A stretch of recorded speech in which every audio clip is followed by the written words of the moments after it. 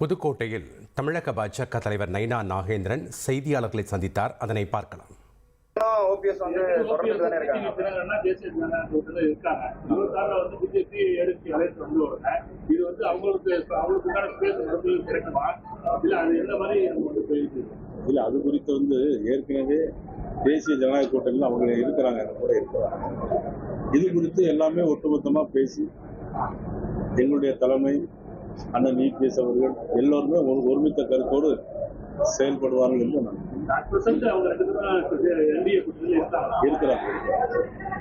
பாட்டாளி மக்கள் கட்சியோட பிரச்சனைகள்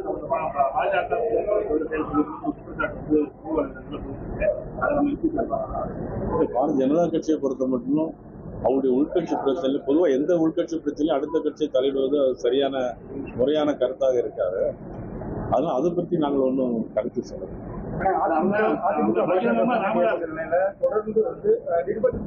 வரக்கூடிய 8ஆம் தேதி உள்துறை அமைச்சர் அமித்ஷா அவர்கள் மதுரைக்கு வருகிறார்கள். எல்லா நிர்வாகிகளையும் சந்திக்கிறாங்க.